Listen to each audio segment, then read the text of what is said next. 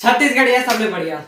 So welcome back to my new video. और ये है पार्ट 4 मेरे छत्तीसगढ़ सीरीज का। अगर आप में से किसी ने भी इसके पहले का पार्ट नहीं देखा है तो प्लीज जाके देख लीजिए, तब आपको पता चलेगा कि ये सीरीज मैं क्यों चालू किया। पार्ट 1 देखोगे तब समझ आएगा। सो आज का डेट है 15 अगस्त एंड आज है 75th independence day of India. और मेरी तरफ से आप सभी को हैप्पी इंडिपेंडेंस डे। और मैं ज्यादा टाइम वेस्ट नहीं करना चाहूंगा फालतू की बातों पे, वरना वीडियो ज्यादा लंबा हो जाएगा। मैं सीधा चलता हूं आज के टॉपिक पे।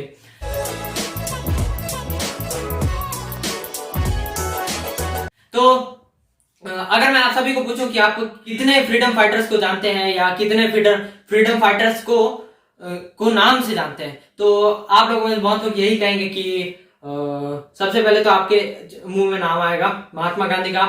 फिर आपके मन में जो भी नाम आएगा आप वो सब बोलते जाएंगे। मैं बोलूंगा महात्मा गांधी, चंद्रशेखर आजाद, सरोजनी नायडू, सरदार वल्लभ भाई पटेल, भगत सिंह, ये सब बोलूंगा। और बाकी बहुत सारे हैं, लेकिन अभी के लिए मैं बस इतना ही बोल रहा हूँ। लेकिन मैं एक चीज लिख के दे सकता हूँ आप लोगों को कि आप जितने भी फ्रीडम फाइटर्स बताओगे ना, उनमें से कोई एक भी छत्तीसगढ़ का नहीं रहेगा, इतना पता है मेरे को। क्योंकि बचपन से लेके आज तक मैं भी यही पढ़ते आ रहा हूँ, जिसमें कि मेरे को ये पता नहीं चला कि छत्तीसगढ़ के फ्रीडम फाइटर्स कौन है। मैं रिसर्च करके आ रहा हूँ अभी, तो इसके बारे में मेरे को आज ही पता चल रहा है। और छत्तीसगढ़ की बहुत ही अहम भूमि है क्या इंडिया को इंडिपेंडेंस दिलाने में, इंडिया फ्रीडम दिलाने में, जो कि मैं आपको अभी बताऊंगा छत्तीसगढ़ के कुछ फ्रीडम फाइटर्स एंड उनके बारे में, और छत्तीसगढ़ का क्या कंट्रीब्यूशन रहा है इंडिया के फ्रीडम में।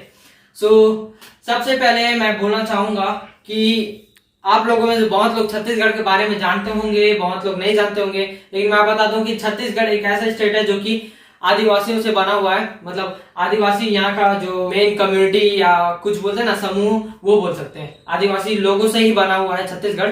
भले ही दूसरे अदर कास्ट वाले भी रहते हैं, लेकिन आदिवासी लोगों से ही बना हुआ है छत्तीसगढ़।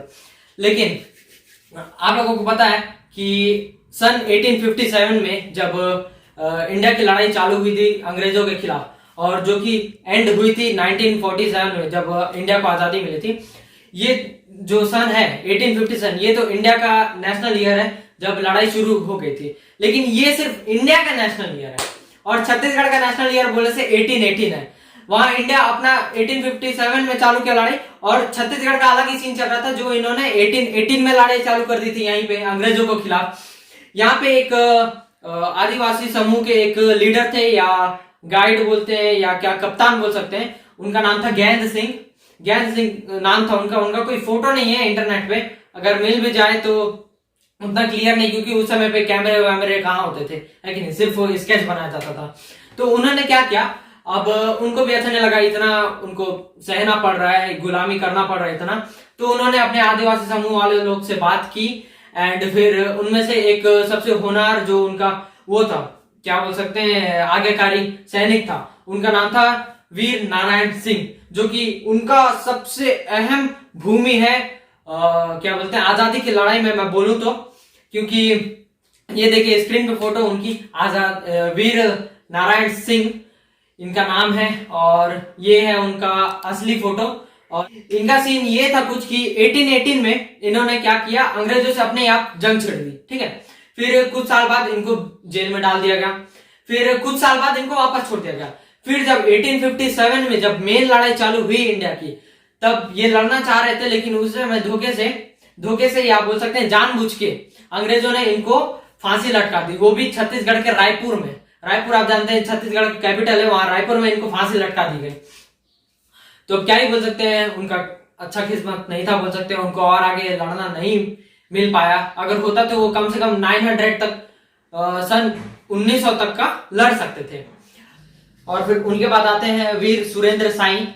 इनका फोटो देख सकते हैं आप स्क्रीन पे, और हर किसी का एक एक ही फोटो है, क्योंकि अब उस समय मैं बोल रहा हूँ ना, कैमरा वैमरा नहीं होता था, होता भी था तो इनका फोटो वोटो नहीं आया होगा। फिर उनके बाद आता है बारी वीर हनुमान सिंह का। इनके ऊपर एक किताब भी निकल चुकी है, जो कि सरकारी स्कूल के कौन से कक्षा में, शायद 10वीं 11वीं 12वीं में दिया जाता है इनके बारे में पढ़ने को। इनकी बायोपिक है, इसमें इनकी बायोडेटा है पूरे बुक में। फिर उनके बाद बारी आती है पंडित सुंदरलाल शर्मा की, जिनकी फोटो आप देख सकते हैं स्क्रीन पे।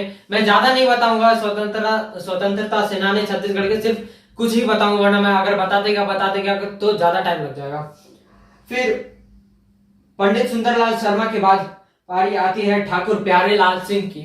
इन सब का आप अगर बायोडेटा पढ़ना चाहें तो आप गूगल पर सर्च कर सकते हैं कि फ्रीडम फाइटर्स ऑफ छत्तीसगढ़ करके, फिर सबका बायोडेटा आ जाएगा आपके सामने।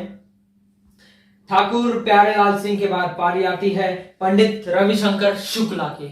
ये इनकी भी बहुत ही अहम भूमि रही है। और फिर उनके बाद आती है ई राघवेंद्र राव, फिर है ठाकुर छेदी लाल।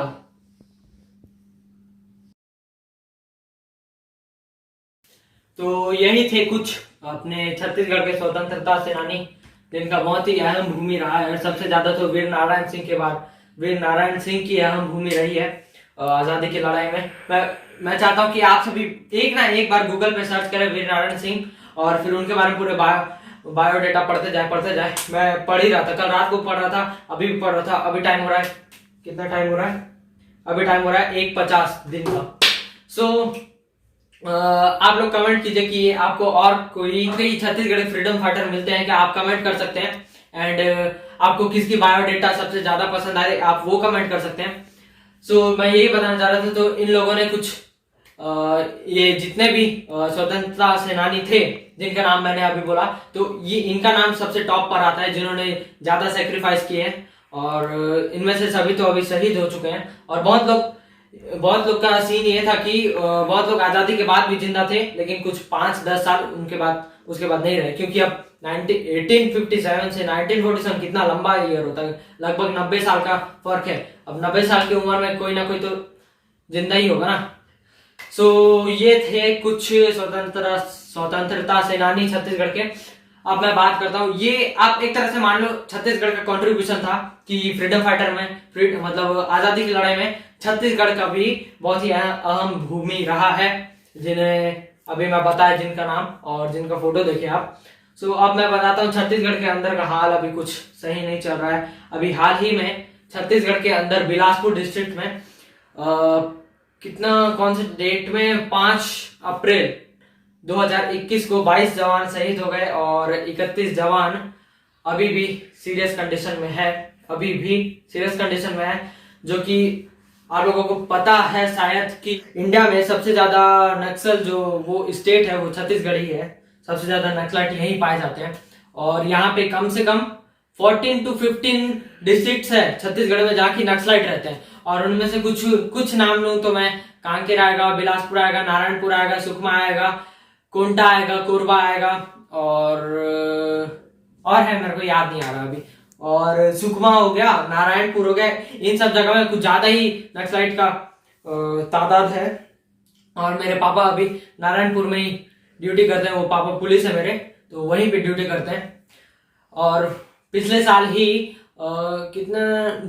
जून या जुलाई समय मेरे भैया भी एक शहीद हो गए थे, जो कि मेरे बड़े पापा के बेटे थे।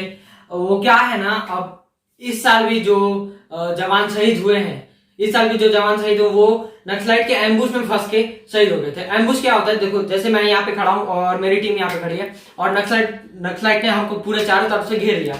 अब चारों तरफ से घेर लिया तो हम कहीं भी नहीं भाग सकते। अब हम जितना भी ट्राई करें, जितने भी नक्सलाइट मारे हैं उनमें से लेकिन कुछ ना कुछ तो गोली लगी जाएंगे ना हमको। जो जितने भी नक्सलाइट रहेंगे सब तो मिलके ही मारते हैं एक साथ, तो उसको बोलते हैं एम्बुश। तो मेरे भैया भी एम्बुश में फंस गए थे, तो वो शहीद हो गए। उनकी उम्र भी ज्यादा नहीं थी, यही कुछ 22-23 साल थी। आज भी सब उनको याद करते हैं घर में।